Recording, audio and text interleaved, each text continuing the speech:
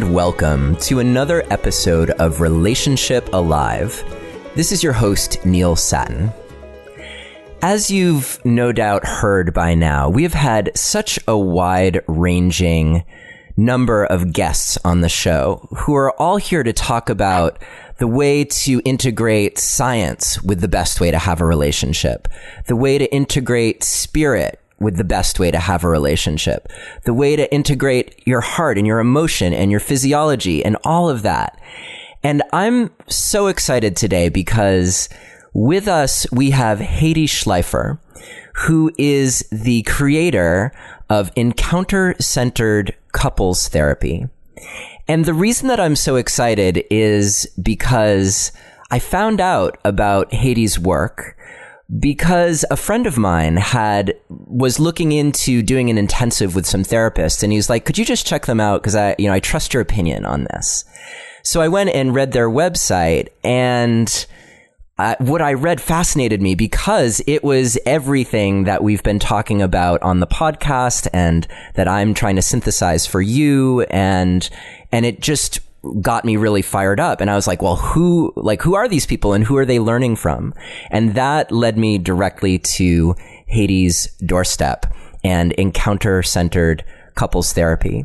So this is going to be a really amazing conversation for me, and also I'm excited for you because we're going to perhaps revisit some of the things that we've had on the podcast, but in a way that I think brings it all together succinctly and in a practical fashion, and where even things you've heard before, you're going to have a completely new understanding that transforms you. And Hedy talks about level 3 learning, and my goal for this podcast is that this is a level 3 kind of environment for you, and I'll let Hedy address what that even means.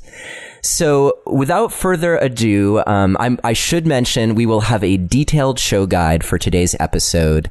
You'll be able to download that if you go to neilsattin.com/encounter, or you can simply text the word passion to the number 33444 and follow the instructions. And I'll send you a link to download this show guide or all the other show guides for the Relationship Alive podcast. Okay, I think that's all the business I have to take care of, and I'm just so excited to introduce you to Hedy Schleifer, creator of Encounter-Centered Couples Therapy. Hedy, thank you so much for being here with us today on Relationship Alive. My pleasure. I enjoyed your introduction. Great. Well, we're off to a good start. Yes, and I just really wanted to say two things. One is about the word alive, and I think you gave a very good name to your program because it really is all about being fully alive in our relationships. The aliveness, the joyful, relaxed aliveness in connection is really our goal. And what's really interesting is that more and more research shows that we are born to be joyfully relaxed and alive in connection. So I like the word alive. It fits what I teach. The other thing I wanted to say is about level 3 learning. And I'd like to start with that because it's such an important concept in terms of really what can occur today. And so it is a theory that I don't know who put forth. It's called the 4 levels of learning. And the first one that the theory talks about is level 0. So there is level 0 learning where you've heard something, you've read something, you've been part of something. And when somebody says, well, what did you learn? You don't know. You have no idea what you learned. And many experiences that we have are level 0 learning. Even though we were present and we took notes and we even got interested, we don't know what we learned. Then there is level 1 learning. It's learning a concept, learning an idea, learning a skill, and finding it really interesting and then going home and having no way of integrating what we just really found interesting. And we just don't know, what do I do with this? Then there's level 2, and that's an important level because we do learn a concept, we learn an idea, we learn a skill, we're excited about it, and when we take it home, it makes a difference. We can integrate the idea, the concept, the skill into our current life, and it really changes things. Level 3 learning is in another dimension. Level 3 learning is transformational. It's like there's a before and there's an after. And when somebody says, well, something has shifted in you, and you go, yeah, I know. I don't even know exactly how it occurred, but I've been introduced to an idea, a skill, a concept, and I feel like I am changed. Not my life has changed, but I am changed. I'm a different person. I now see the world from a very new place. And that's level 3. And so it's not about change, it's about transformation. And there's a real distinction there. And everything that I do with couples, with students, is about that level 3 learning that requires then a complete engagement. 100% engagement right here and now, because there is absolutely never level 3 transformation unless everyone involved gets engaged at 100% right here and right now. And so I would like to start by telling you how I do my work. Please. Because when I get up in the morning and I'm going to meet a couple and I do a 2-day intensive with them, I get out of bed already engaged. Because if I don't get out of bed absolutely happy to be alive, I have no business going to meet a couple whom I want to assist in waking up to their full aliveness. So I have a commitment to step out of bed and really be excited and grateful that I'm breathing, that I'm here. Actually, that I even have a husband who's there next to me, to whom I can give a big hug and kiss. I can go to the mirror and look at myself and go, I am back. This I am back is a big one as part of what I am going to be transferring to the couple. Now, I go to my room an hour early because I'm going to prepare the space. And when I watched you prepare yourself to say hello to the people you say hello to, I saw you take a schluck of water. I saw you close your eyes. I saw you ground yourself. I saw you take a real moment to get fully present to your first hello. And then when you said the hello, it had all of you in it. And that's really what I'm talking about, just exactly what you did. I come to the room to actually really prepare that space, to make it into a sanctuary, really. I clean the place if it needs cleaning. I look at the plants, and if there is anything dead on them, I cut it off and I caress the leaves and I make sure the plant is happy, because with sad plants, no couple can be happy. I then do something that I'm going to just tell you and whoever is listening, but nobody else. It's a big secret. I bless the chairs. I put my hands on the chair and I close my eyes and I let the vessel that I am really speak. May you find joy today, or may you find alignment today, or may you find the deepest understanding today, or may you find a sense of delight in being alive today. Whatever comes through me, I put that in the chair, including my chair, because I really feel that filling the space with good thoughts, prayer, blessing, gratitude already shifts what goes on in the room. And then I sit down and I prepare 2 books for the couple, beautiful books with beautiful pens. And I prepare a beautiful book for myself with a beautiful pen. And I sit down and I look at the chairs that are really facing me. And I know that who's going to sit there are 2 people who may have lost their connection to their essence. It could be that surviving in the relationship they've survived in, they just don't know anymore who they really are. The magnificent, radiant, exciting, funny, delightful, creative, I could go on and on, person that they are and that their partner is. And that they may have lost touch with exactly that. And that is what's going to get reestablished, is this possibility of essence to essence connection, which is called the encounter. And the encounter was named by the philosopher Martin Buber, who is the one who I think the very best knew how to describe this magical connection that we are capable to have as humans, which is called the encounter. And I know that is what I'm going to guide the couple to achieve, is the essence to essence, human essence to human essence encounter.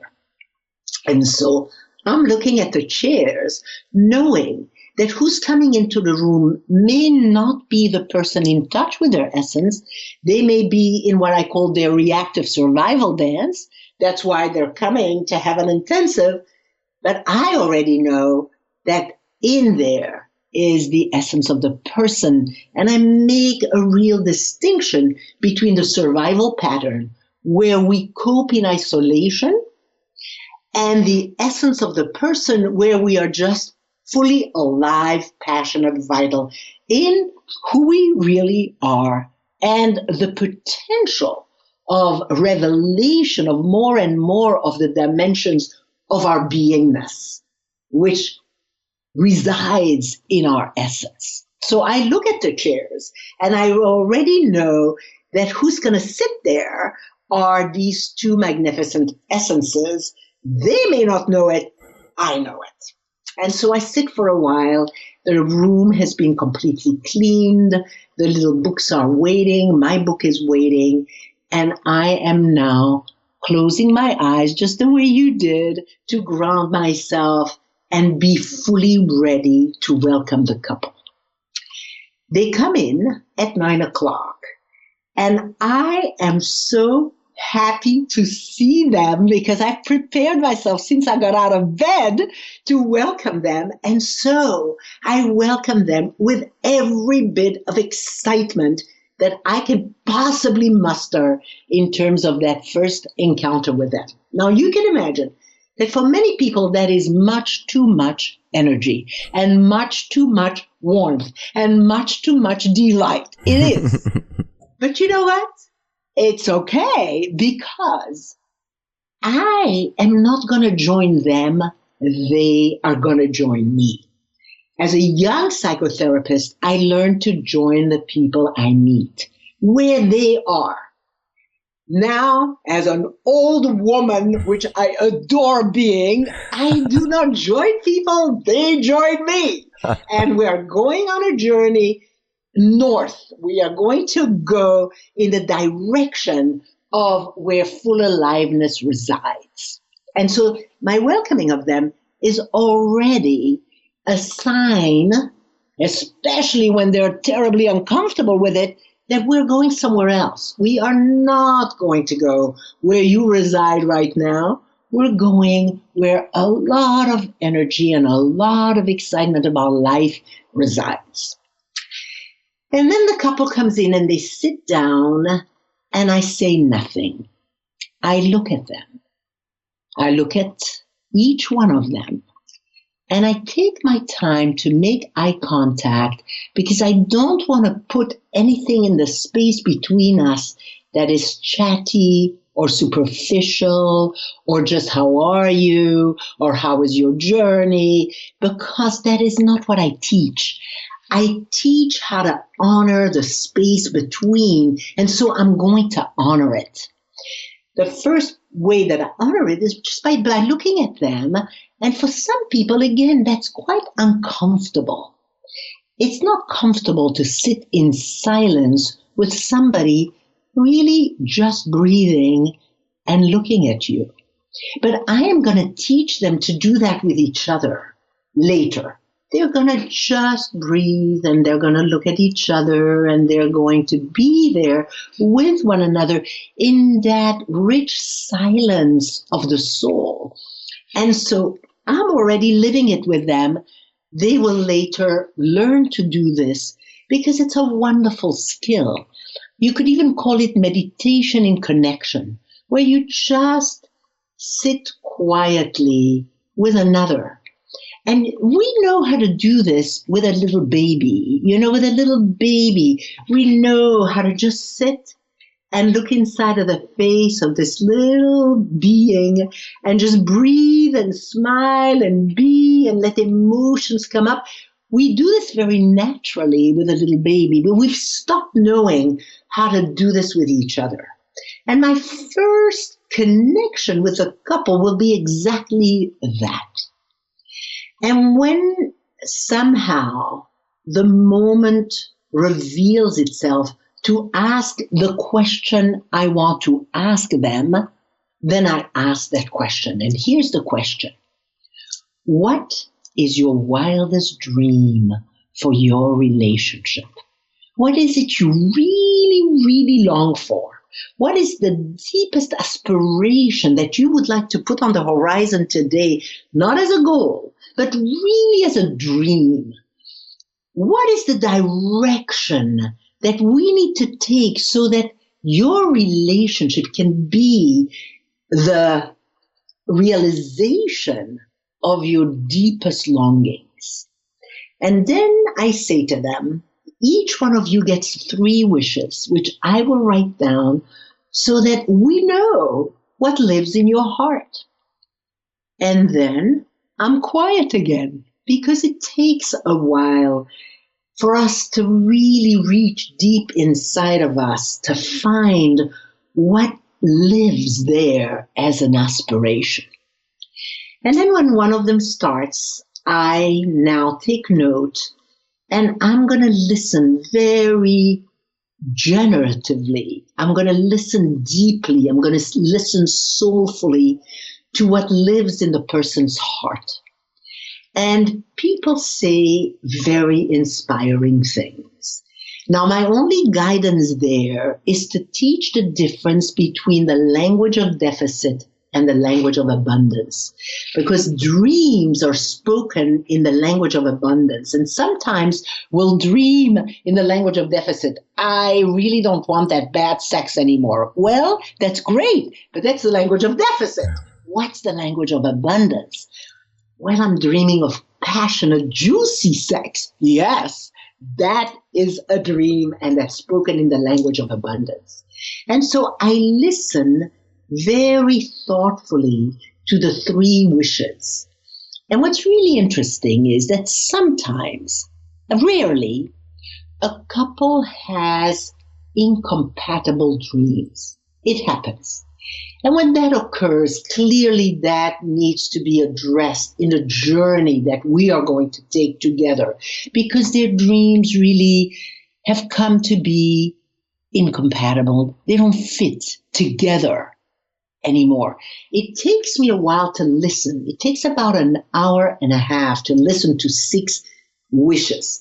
But if at the end of that time, the dreams don't fit, we have a specific task, and it is to see what has occurred, that makes these dreams incompatible. But that's a rare occurrence. In the couples that come to see me, I don't know, maybe it's a special population. People come to see me because they really want to do the work. Their dreams are usually beautiful building blocks of what a truly connected intimate, soulful, deep, alive relationship would look like. And so I listen to these 6 dreams, and when they're done telling them to me, I ask them if they have children, and I have written to them one thing: bring pictures of your children. And if you don't have children, bring picture of your dog.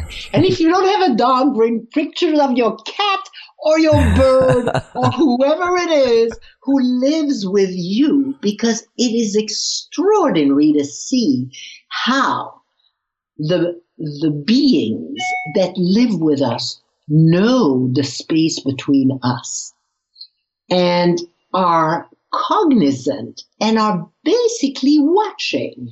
And if our space is clear and fertile and fun and joyful, these beings are happy to be on that soil.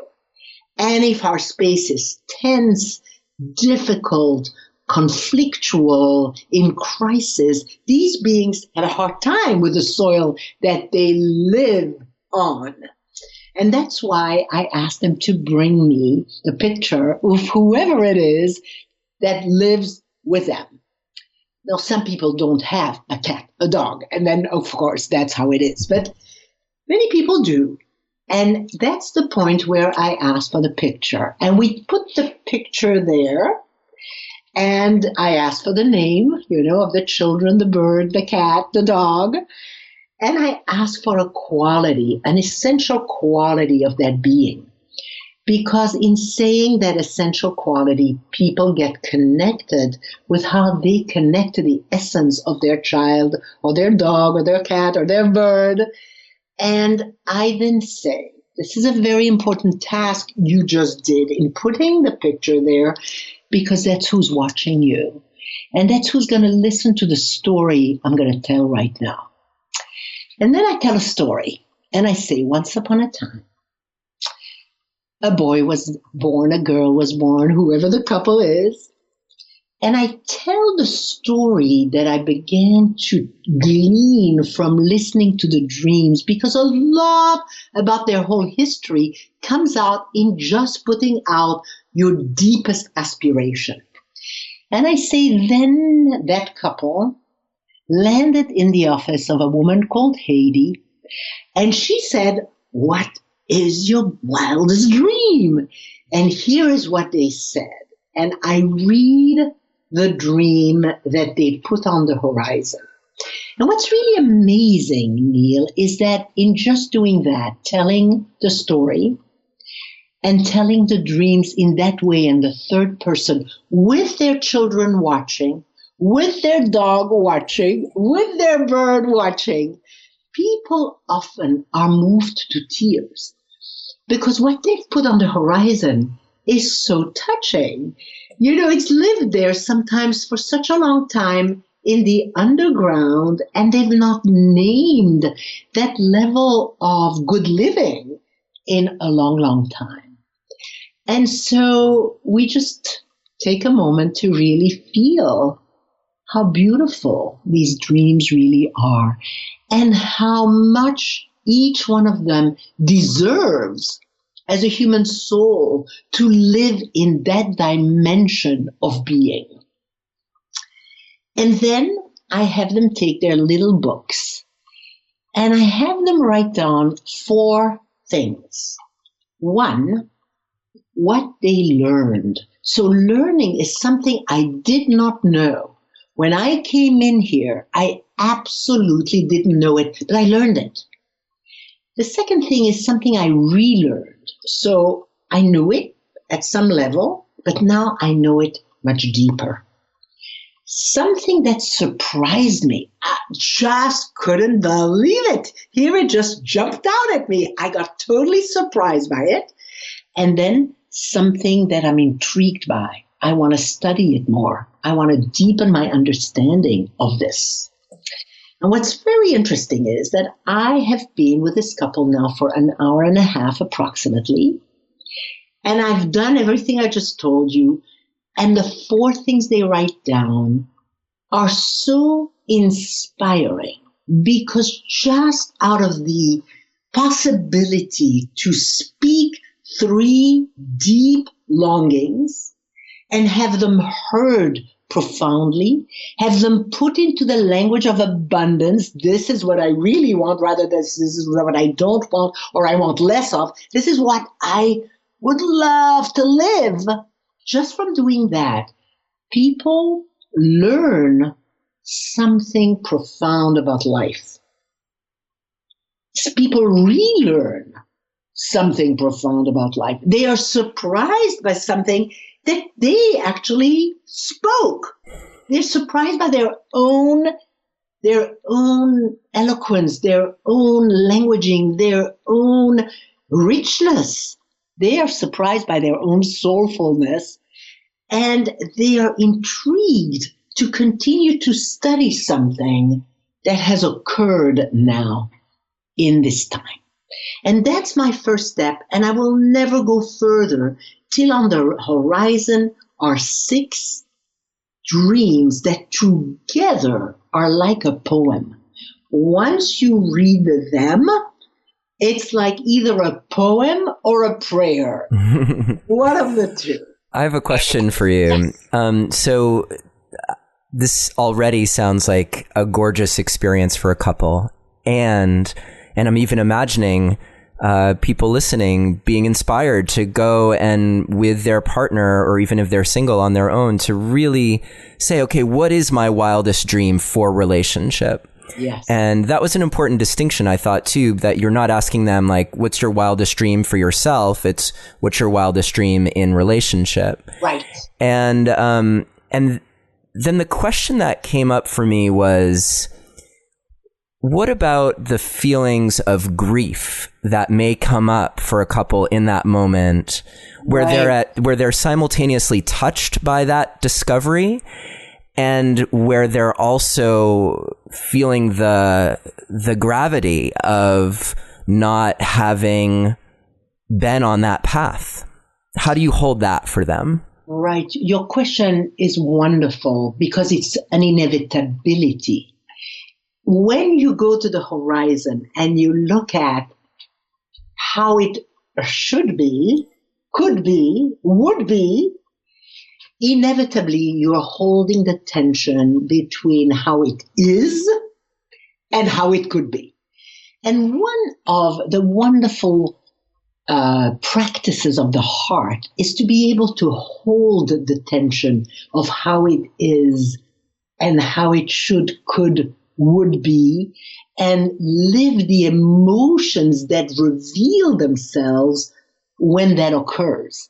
And so I can simply name that, when the grief comes up and one or both people are really sometimes sobbing, sometimes even sobbing. I can say, this is such a natural event, this holding the tension between what has been and how it is and what could be, would be, you dream of, can be, and to just feel it. And we take the time. That's why it takes so long. It takes about an hour and a half, sometimes 2, to actually put 6 wishes on the horizon, because so much emotion comes to the surface and gets released, felt and released. And what's really interesting is that when a couple does feel in that way, often a hand will reach out to another hand. And even a couple that hasn't really touched or reached out to each other will very naturally, because the body has its truth, very naturally reach out and hold hands or look into each other's eyes with a new level of compassion that hasn't been there. So just that first step already does something natural, which is how we reach out to each other when we are authentically vulnerable. So it's a part of it. And there's a reflection that came up for me too, which is that I think sometimes that tension can launch us into survival brain, because it has the potential to create the shame of not achieving or not living into that future. And I feel like a good cure for that is reflecting on, well, look where we are. And even in the case of a couple that's there in your office, they've taken that step to be there, which if you look backwards is a step in the direction of those dreams. Exactly. And that's a piece that they learn. Sometimes a learning is, we have just put on the horizon the legacy we truly want to give our children. You see, we've just put there that which we want them to live. So there's learnings and relearnings that go exactly in the direction of, finally I've languaged what truly lives in me when I'm at my best, So all that already is now part. We've taken a step and we've already moved in the direction of what is aliveness, relaxed joyfulness in connection. Yeah, and there's something so moving for me too in, when you articulated that this is the legacy that you're creating, particularly for your children, if you have children. I have 2 young children. They're soon to be 8 and 10, and I probably have more children on the horizon. That has a huge impact on me. And I'm in a situation that's really good, even though I'm divorced and I'm about to be remarried. In fact, tomorrow we're celebrating our engagement with a big party with people. Thank you. Thank you very much. And even though I feel like in general things are good, I think what calls out to me is the power of the wildest dream in relationship vision. I try to live there a lot because that's what I'm doing with this podcast and et cetera. Yeah. But yeah, when I see it in terms of my children and in terms of what I imagine they will be able to hold as possible, exactly, that puts a whole new spin on it for me, because I don't want them to have to listen to my podcast to think of what's possible. I want them to look to their daddy. Yes. And, Yes. Yeah. Yes, exactly right. So also, if I never did something else with a couple, I've already created the soil for level 3 learning, because just from that activity, there is, and you can see it visibly on people's faces and their body, there's been some transformation there. There's been also brain functioning that hasn't occurred. There's the brain functioning that allows the brain to be innovative and to create images that you haven't lived up to the now. So there is already in the room level 3 learning. Now, I have a very interesting step I take with the couple, and it is that I want them to learn a guiding principle. And the guiding principle I want them to learn is that what disconnects us every time, again and again and again, is our reactive survival dance. And what connects us again and again and again are 3 invisible connectors that I'm going to teach to them. And I am not going to name them now, but I'm going to tell you how I create this learning of the guiding principle. And I say to them, I would like to teach you a guiding principle. And in order for me to do that, I want you to do something that I don't want you to ever do again the way you're going to do it. But this time I do want you to do it, but only for 13 minutes, 1-3. And after 13 minutes, I'm going to say, stop. And when I say stop, you're going to stop it. And then together, we're going to create this guiding principle. And so what I want you to do is I want you to have your toughest, ugliest, most embarrassing, most loaded, most terrible conversation. The one couples have again and again and again. And it never goes where you want it to go. And it's just awful. But I only want you to have it for 13 minutes. And when you when 30 minutes are up, I'm going to say stop. And then you stop even if you're in the middle of a word or you're winning for the first time or whatever goes on there, you stop. And then together, the two of us and I are going to look at a guiding principle, which from then on really is going to guide our work and ideally is going to guide your life. So the couple turns to each other. And what's very interesting about that hand that comes down is that when we are children, there's never a hand that comes down when the bad stuff occurs in our family. And we would love a big hand to come down from heaven and go stop. And it stops. It stops in the middle of a word. It stops in the middle. Even if one is finally like on top of the situation, it stops. And that hand basically turns a corner for our family. You know, as kids, we don't have that hand. And it's very interesting that the hand I put down after 13 minutes has a meta meaning also for the child within the couple, where suddenly there is such a hand, and it's no matter how bad the conversation turns into and how toxic the atmosphere becomes, the hand comes down and a smiling face, warm and delighted with you, says, stop, and now let's look at a guiding principle. So just by itself, that piece is so profoundly meaningful. Now, couples can very easily enter the toxic dance, the reactive survival dance. You know, all it takes is a person say, have that conversation, and couples just enter it. And you know it. We all know that conversation. It's awful. And it's always about the same thing, money and sex and children and you know, who's right. And I mean, it's just always the same. The content really is boring. And not only is it boring, but it's international. In every culture, couples have the same exact conversation in the same way. You know, it's like if you're a Chinese couple, you still have that. You're an Israeli couple, you do have it. You're a French couple. It's amazing. The 13 minutes are exactly the same.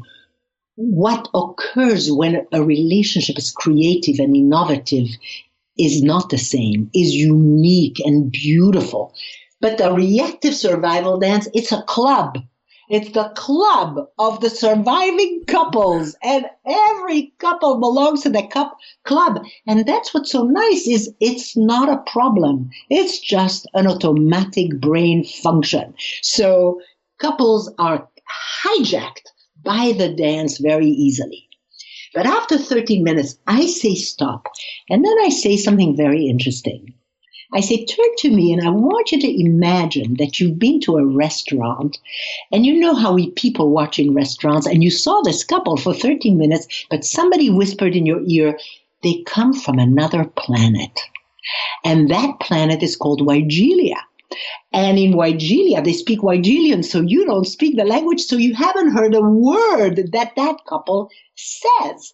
All you can tell is their body language, their facial expression, the tone of their voice, the space between them. That's all you can really get. It's like in an airplane when you see a couple in front of you and you can't hear what they say, but you really can tell what's going on between them. And we're going to describe this Wigelian couple.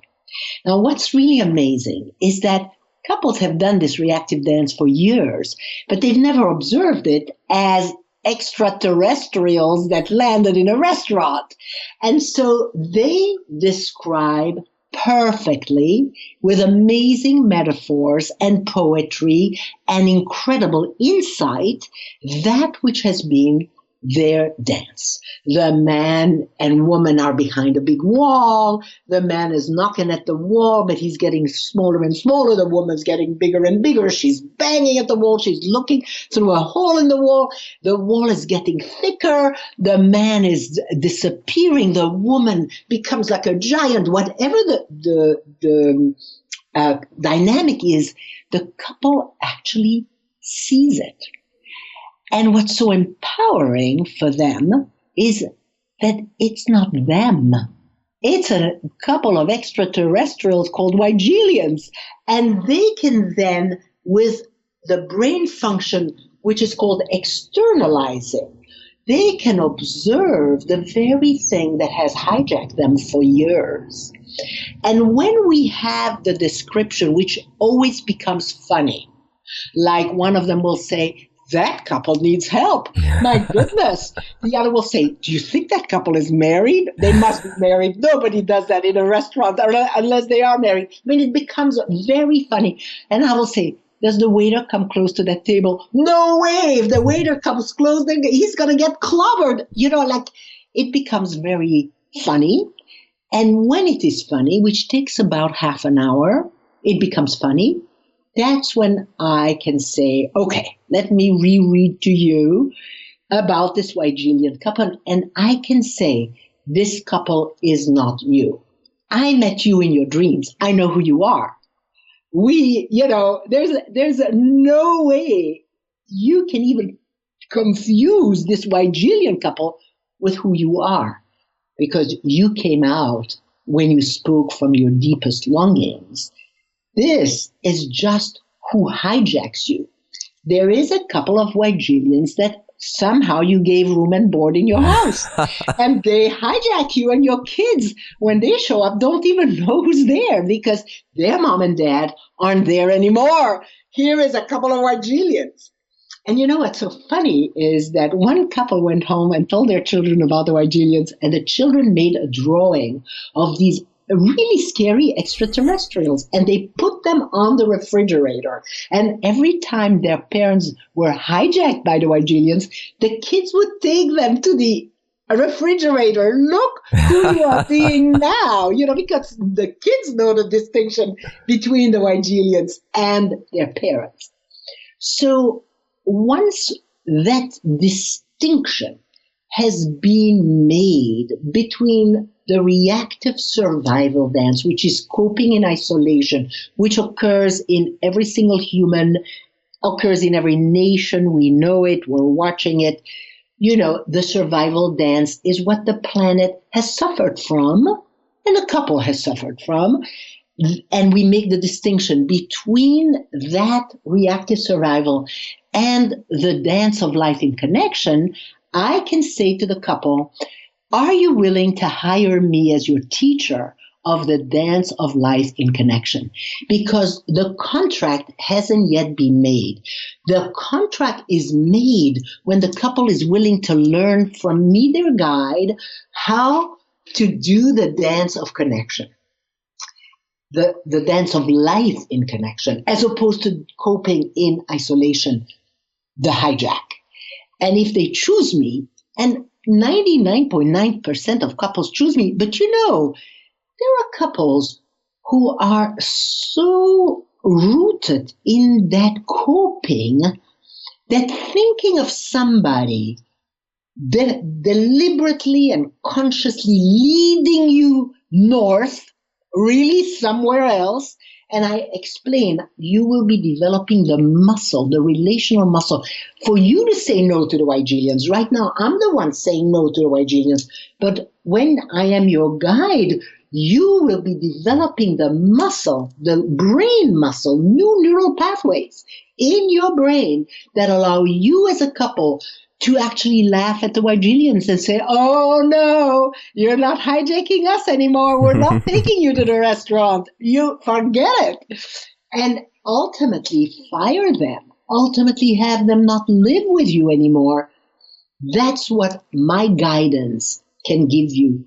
Are you willing to take my guidance? And that's a contract, because you see, I'm going to be teaching them to really step into their essence, and survival and essence are so different from each other.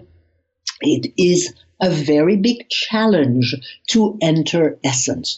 You really have to be authentic and vulnerable and open yourself to that which you have resisted your entire life. So that's a biggie.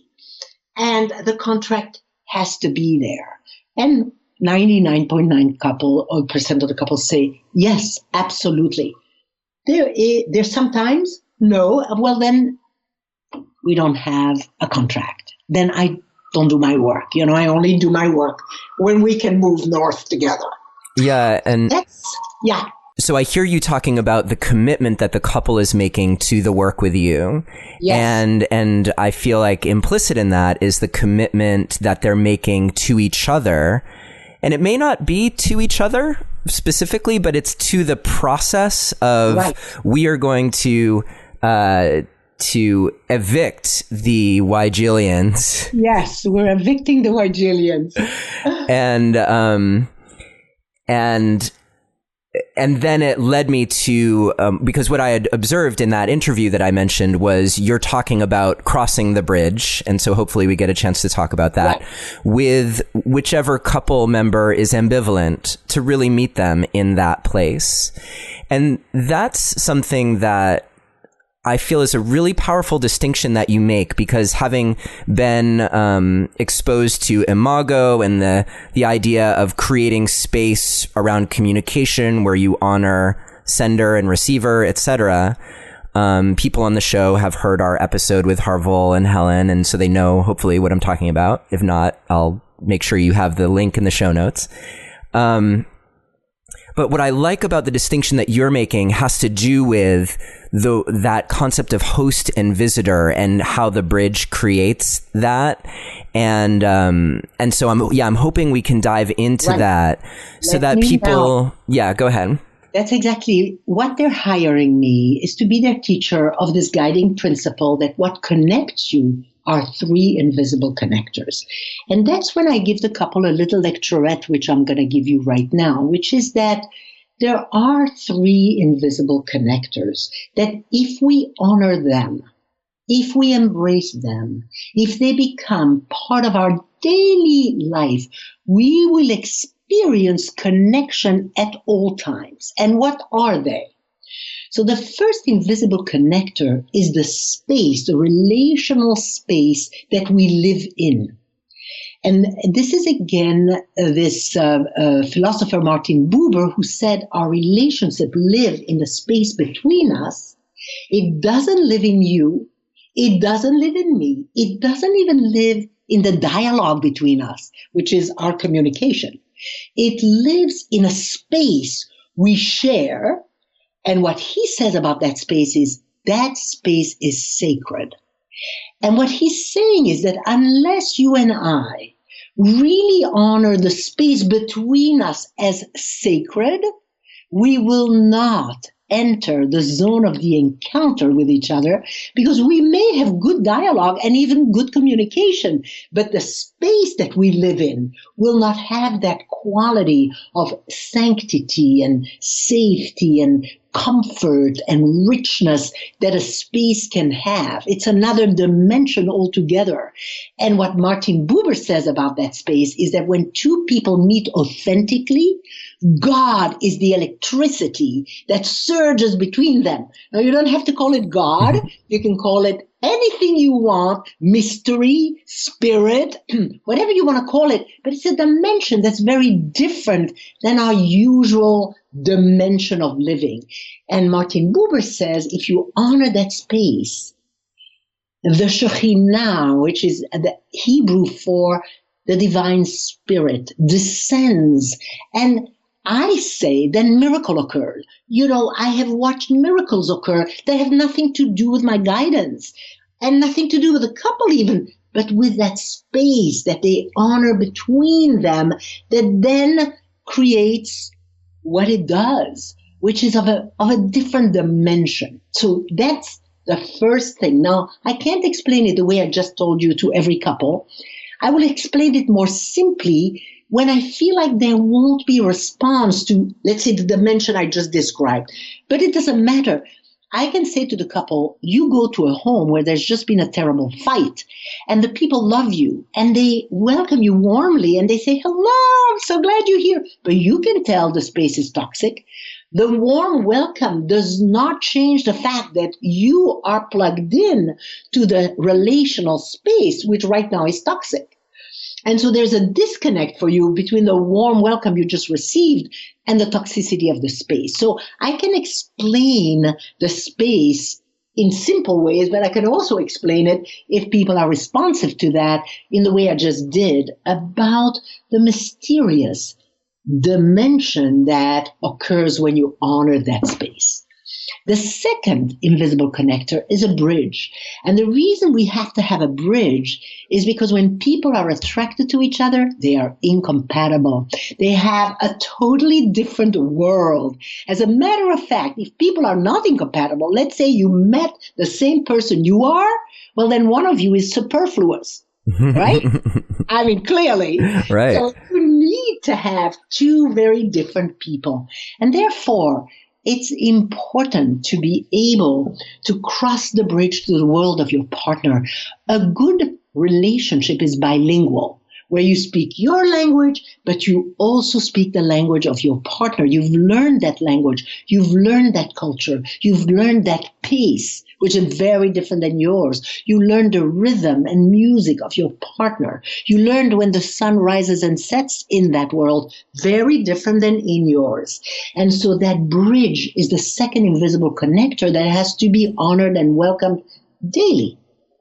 And then finally, it's that zone of the encounter that Martin Buber talks about, which again doesn't just connect with couples, but for example, you can be in nature and you can have an encounter with nature where suddenly it isn't you and nature anymore, but it's oneness, where you suddenly feel so touched and inspired by creation itself. Or you can have it with music, where you're listening to music and the music just becomes you and you become the music. We've all had that experience. But even a sports team can play in the zone of the encounter, where suddenly they play in a magical way. They are now flowing with each other in ways they don't even think about. It's the zone of the encounter, and they win. Even if they're not the best team, they'll win. So, there are many ways to describe the zone of the encounter, and that's the third invisible connector, is creating the conditions by honoring the space and crossing the bridge, creating the conditions for the encounter. And as a couple, if we create that condition often enough, slowly we begin to live in the zone of the encounter with each other. At first, it's one encounter and another encounter and another one. But slowly, we create enough neural pathways in our brain to be able to live in the zone of the encounter with each other and to not have these Wigelians disturb it at all anymore. And that's a really blessed state that I didn't even know existed, but having had enough encounters with my own husband, Julie, we are now living in the zone of the encounter. So that lecturette, at the level that I can give it, is the one I give the couple. And then they look again into their little journals to look at a learning, a relearning, a surprise, and an intrigue that comes from meeting the Wigelians, saying stop to the Wigelians, describing the Wigelians, and deciding to develop the relational muscle for a real relationship in which they embrace three invisible connectors. And then when they've done that, I give them three metaphors, which I'm going to give you now. One is the metaphor of the art of hosting. How do I take you into my world? How do I open myself up to you in a transparent way, in an authentic, genuine way, where you can see me and I can see myself in a whole new way, because I've never looked at myself the way I'm now looking at myself, because I've invited you into me. That's called intimacy, intimacy. Intimacy, the art of visiting.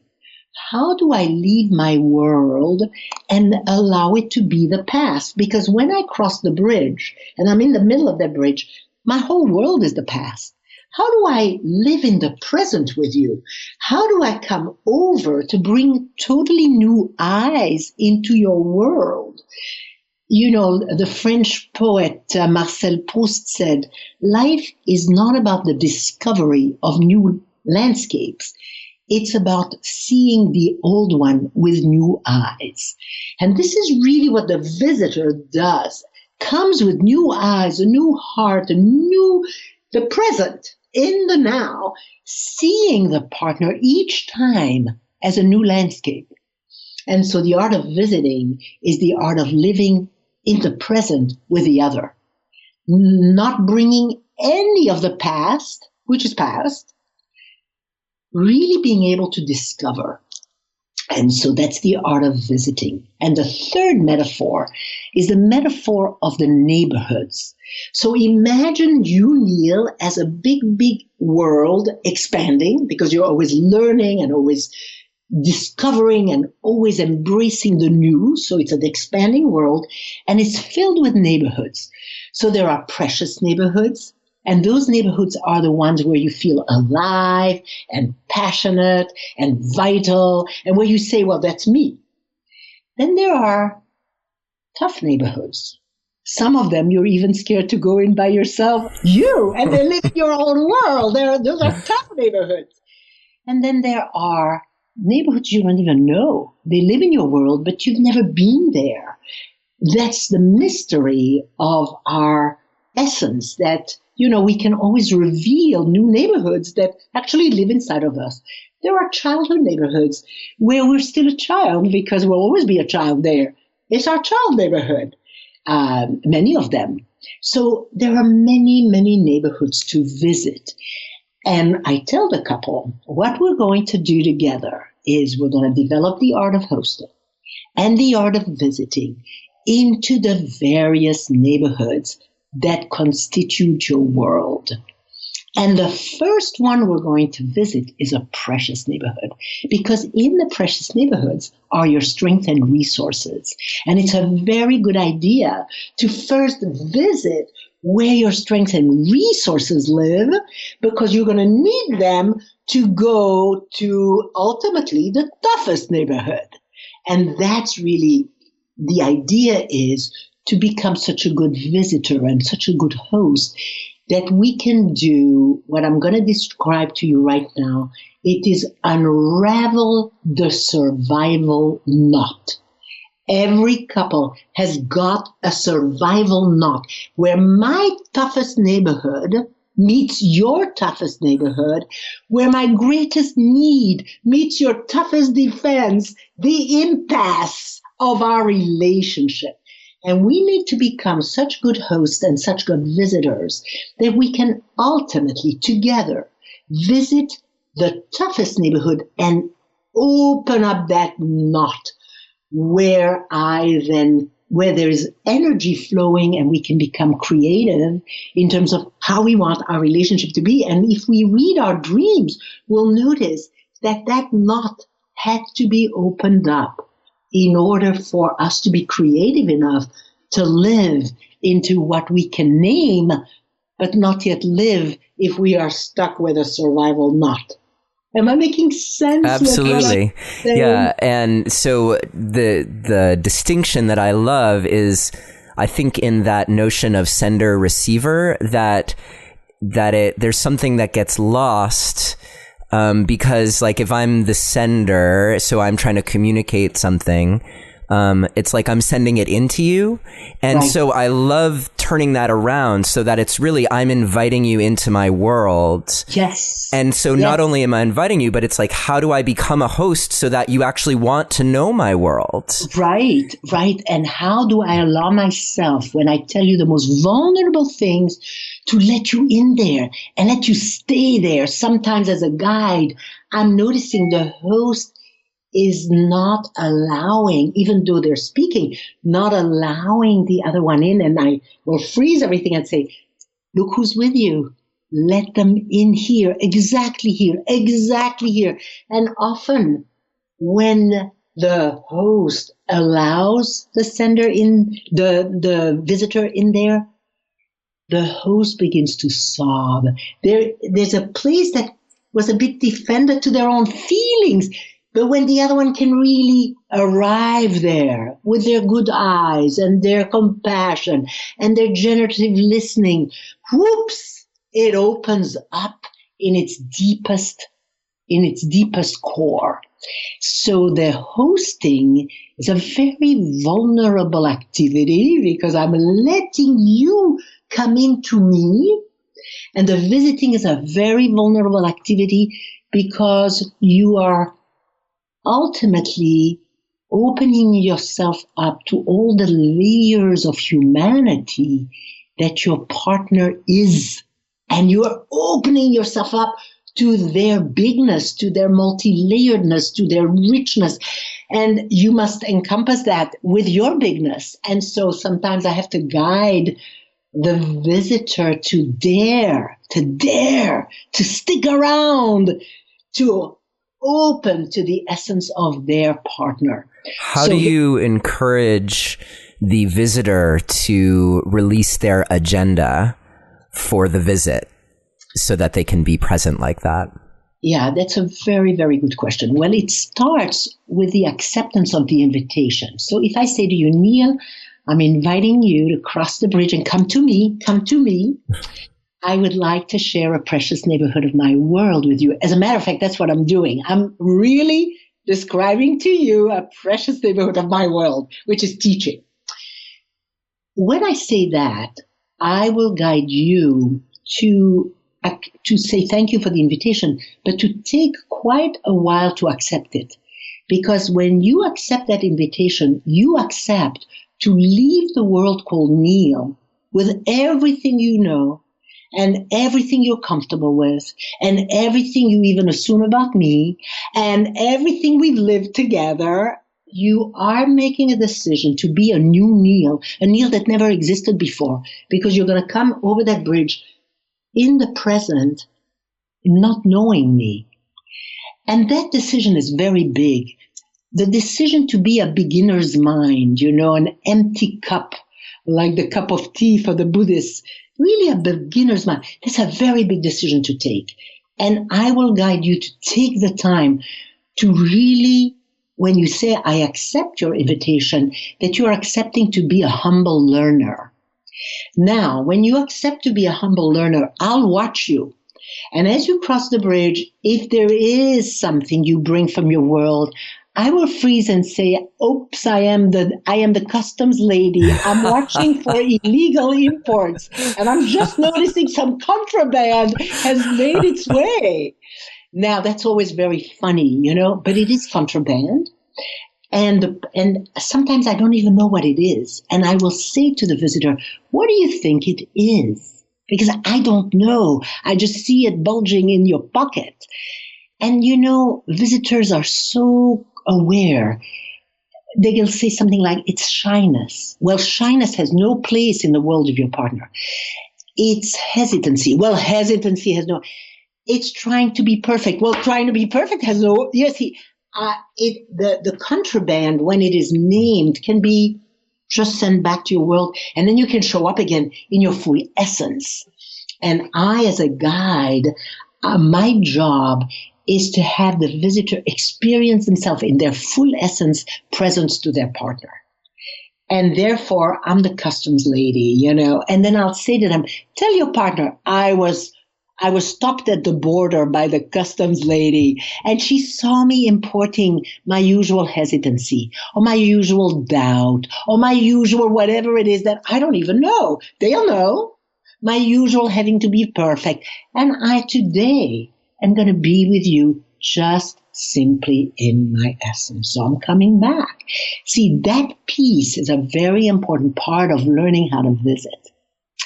And ultimately, I'm just teaching all of this because I know I'm going to take the couple to unravel their survival knot. I'm going to take them to the toughest neighborhood. And unless they've learned all these basic skills of visiting and hosting that are very vulnerable, they can't go to the toughest one. The toughest one is the graduate work. And I'm preparing them for the graduate work of unraveling that survival knot. And once that knot is unraveled, level 3 learning has happened to its maximum because the unraveling actually changes the brain. It takes a long time. It's a 5-hour process. And in that 5 hours, the brain is open to what's now called, it's unlocking the emotional brain. You know what? I can't think of the word right now. It's where some way that the brain has been firing dissolves and a new kind of firing occurs because the brain cannot hold two contradictory messages at the same time. It cannot hold I'm good and I love you together with I'm bad and I don't know how to love. Those two things cannot live at the same time. And once you reach that place, which we do in the unraveling, where you suddenly juxtapose the old lie, the survival coping lie, with the truth of what's occurring, the brain will choose the truth. And then in that choice, there is a shift in the brain.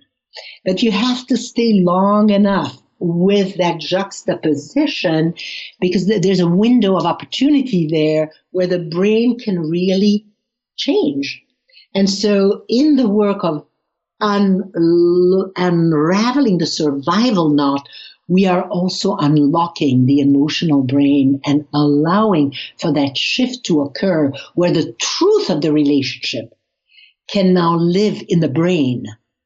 Can you give me a taste of, and I mean, you just said it's a 5-hour process, so obviously we're not going to do that all here, but I'm curious about what is a taste of the kinds of questions or ways of bringing about that sort of shift when you're in the toughest neighborhood?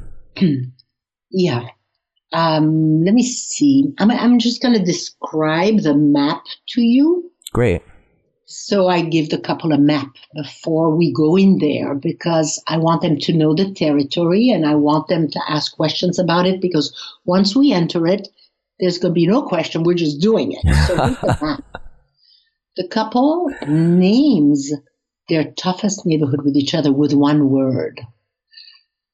Neighborhood of lack of trust, neighborhood of abandonment, let's say. And I say to them, you're going to name those neighborhoods. I don't know them yet, but you're going to name them. And then we're going to enter it on one side, and I show them a big rectangle, which is that toughest neighborhood, and we're going to enter it. However, the host will discover that you can only say 4 or 5 things that are new, and after that, you will repeat yourself. After 4 or 5 things you say, you will actually repeat yourself. Well, today, we are unlocking this, we are unraveling the survival knot. You can't repeat yourself. You're going to have to say something deeper and more authentic after you repeat yourself. So the host person will say something deeper and more authentic that it may have even thought but never spoken in the relationship.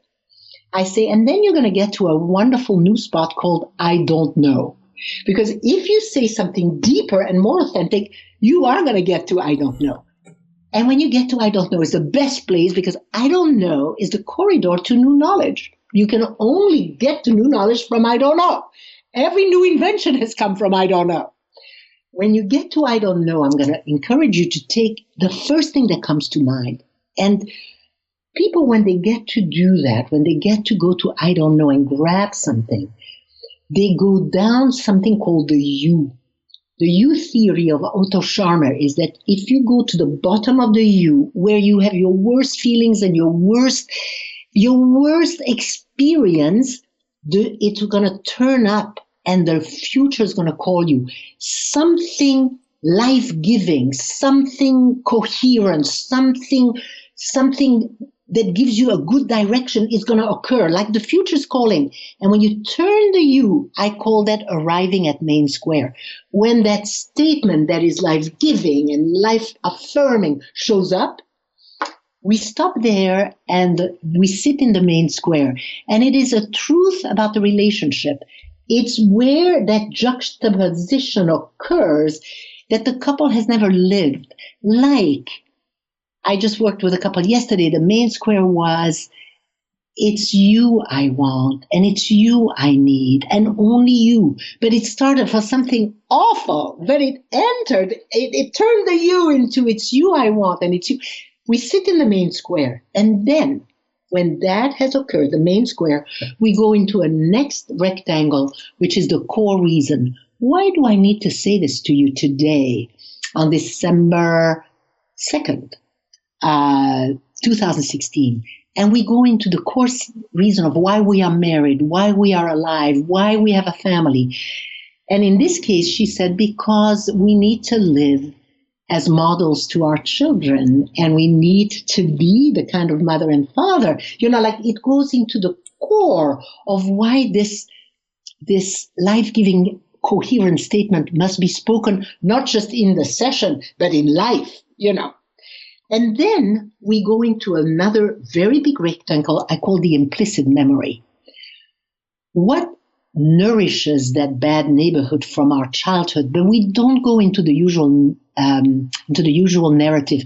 We go into random pictures. That's a process that deserves a lecture in itself. We go into random pictures that allow you to have a whole new understanding of your narrative. The more archetypical narrative that is really yours. And there we enter with great contradiction, because the partner is going to enter the story they discover with a time machine, and they're going to go as the grown-up into the childhood of their partner, and they're going to say all the things the child needed to hear. Spoken to mother, spoken to father, spoken to brother, spoken to grandmother. And so that becomes a very healing and takes the time it takes. And there are many juxtapositions there. The brain is open now to hear these new messages. And then we come to the final rectangle, which I call visceral understanding. There's a whole new understanding of everything, of the relationship, of the childhood, of what has been tough, of what can happen. That's the visceral understanding, and we enter that. So that whole process takes about three hours on one side. And then we do it on the other side. By the time we're done, you have two new people, that are there with each other, totally amazed that they've actually entered all these places to come out feeling free for the first time actually in their life. Free for the first time in their life, free together. Wow. So, yeah. I'm feeling moved just hearing your recounting of the map, and I feel like there's a secret that you might have, and I'm curious to know if it's true. And part of this comes from a story that I heard you recount in, again, one of my preparation interviews that I was watching. You actually told two separate stories. Both of them involved airports and encountering other people who were totally shut down. And there's the secret that I'm wondering about is because in our day-to-day lives, it can be so easy for, whether it's our partner or someone at the store or whatever, where something impacts us and we can go into survival mode, like, hello, Wigelia. And one thing that struck me, at least in your recounting, is that you must have some gift or strategy, or maybe it's just well practiced, for in those moments recognizing that they're happening, and then what you do next, which it sounded like was sort of becoming the visitor, like recognizing that this other person isn't going to come into my world, so I have to go into their world. And it kind of harkens back to at the beginning of our conversation when we were talking about looking for that commitment from a couple going into their world. So, yeah, so do you have a hint about wearing the mantle of the visitor, no matter whether you're being intentionally invited or not, but recognizing this is a moment when this is called for, and marshaling yourself so that you're not hijacked, so that you're actually entering that frame of mind, the precursor to the curiosity and leaving everything at the border? Yes. What has helped me a lot is the metaphor of the neighborhoods. Once that revealed itself, something shifted for me, because if I am reactive, it's a neighborhood in my world. It is not me, all of me, but it is a neighborhood, and sometimes a tough one. And so knowing that I am an expanding world and a mysterious world and a big world with many, many neighborhoods, but right now there's one that has neon lights coming out of it, and it's a tough one, recognizing that has been very useful for me, because I know that from there, my actions, if I'm in a tough situation, are not going to be productive. But I need to recognize that it is a neighborhood in my world, and it right now is really flashing lights. And then I've learned over time, and that really is because of enough new neural pathways, enough blood flow, because the new neural pathways are blood flow from the old brain to the frontal lobes. You have more blood flow. So over time, I know I have more blood flow that I can actually say, thank you, neighborhood, for existing in my world, but right now you're not getting my attention because there's somebody on the other side of the bridge in a tough neighborhood and actually suffering in that neighborhood, suffering there. And I am going to cross the bridge. I haven't been invited officially, but what's going to help the situation is if I leave my tough neighborhood right now and actually prepare myself to be in the present. Because in my tough neighborhood, I'm not in the present. I am in my past. And so the willingness to have the pleasure of stepping into the present, which is so much nicer than the past. So I'm actually giving myself an enormous gift. And so in the present, I cross the bridge, in the present, in the present, in the present. And by the time I get to the other person, I usually have an intuition. What is the neighborhood they're in? The neighborhood of exhaustion, the neighborhood of feeling less than, the neighborhood of collapse, the neighborhood of, there's always, I can feel, and that's maybe the secret, is that I do have a sense of what is the neighborhood they're in. And I don't confuse that neighborhood with who they are, because I can see their precious neighborhoods at the very same time that they are, let's say, in the neighborhood of collapse. I can see their precious neighborhood where they are creative and magnificent. So that whole metaphor of the neighborhoods has been an amazing assistance to me in being able then to be with them in the neighborhood they're in.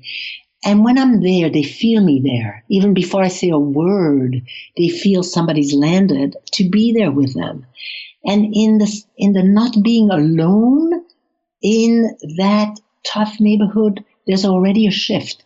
It may not show yet, but it already is there.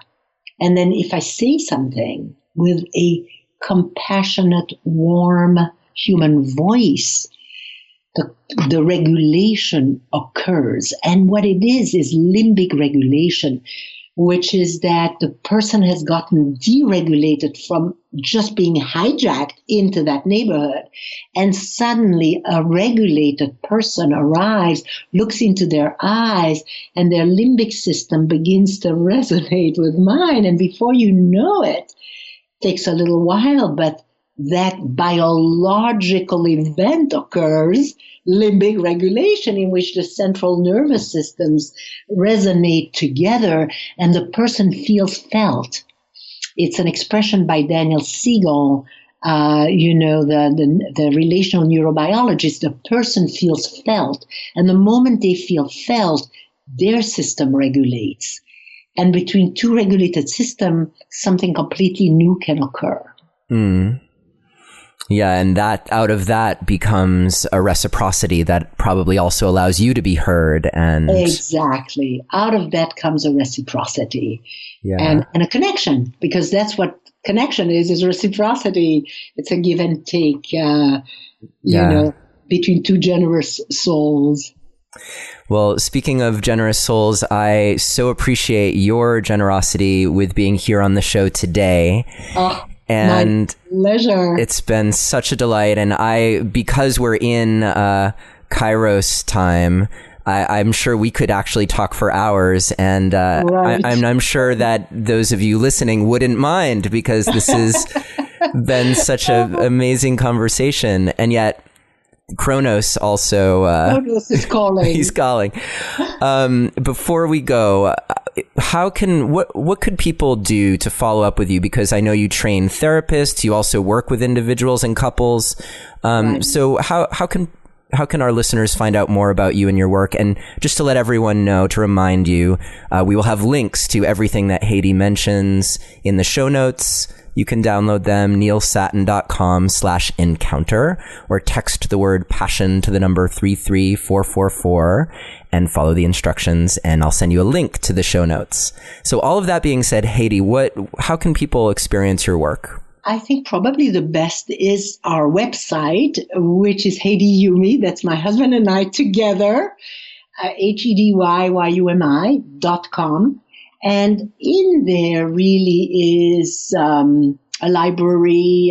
There's the possibility of getting the videotapes I've made of my work, 2 of them now, one about healing from an affair, connecting again. The other one is really the 2-day, but before I knew how to unravel the survival knot. So it's interesting. I need to make a new one where the unraveling of the survival knot is in there. And audio tapes and interviews, the ones that you prepared yourself with. So all that really is on the website, and people can go. We are doing 2 couples workshops, one in Miami in January and one in Monterey, California in March. So that's a wonderful way. Right now, I'm looking for enthusiastic organizers. Our office has organized my events for 25 years, but now we're going to have people organize them the way that they do in Europe, in the Middle East, and in South Africa. We will have it also in the States. So if people do want a training, they will have the inspiration and honor of organizing it in their community, and then I'll come and do the training there. Great. And the trainings that you do are for therapists who are interested in learning your work? Great. Exactly, for therapists. What I do with couples is the 2-day intensive. For couples, it's a 3-day or a 5-day training in encounter-centered couples therapy. For the therapists. Yeah. Yes. Yeah. Great. I'm just going back to when you were describing unraveling the survival knot. And of course, I'm hungry to learn more about that. So maybe I can sit in on the filming of that tape. And what I love about your process as you described it is the way that it sounds like it is enlisting one's partner in the act of healing in that tough neighborhood. And that has been a metaphor that has really been powerful for me in my relationship, and something that I am trying to help gift the world with, is this notion that we can show up for each other in that way. The ways that we can perfectly trigger each other, we can also perfectly help each other. And it occurred to me too that there's, you're talking about getting a couple to interact in their mutually antagonistic or complementary tough neighborhoods. Right. And then it also seems like there's this capacity for couples to help each other in the tough neighborhoods that don't necessarily trigger each other, but to show up as a visitor when you recognize your partner is in their tough neighborhood. Exactly. And I just want to say about the word healing that I prefer transformation, because what I've discovered is that when we go back, it's not wounds we find a heroic story. Each one of us, a hero of an archetypical story. And it's a story of resilience and of courage and of boldness.